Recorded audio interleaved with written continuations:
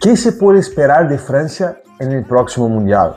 Obviamente, chavales, sabemos que Francia tiene uno de los mejores equipos para ese Mundial de 2026, posiblemente la mejor plantilla a nivel de jugadores, evidentemente, con la base con Mbappé, Olise y compañía, pero aparte de eso, tienen una serie de jugadores que probablemente van a estar en el banquillo, que tranquilamente podrían ser titulares en cualquier otra selección. Entonces Didier Deschamps tiene algo que la gran parte de las otras selecciones no tiene, que es eso, que es la profundidad de plantilla. Yo creo que solo por eso ya ponen a Francia en un patamar, en un nivel alto y una de las grandes favoritas. Claro, si va a ganar o no, eso ya es otra historia, pero solo por el hecho de tener este nivel de jugadores en su equipo ya les pone bastante alto en la lista del Mundial.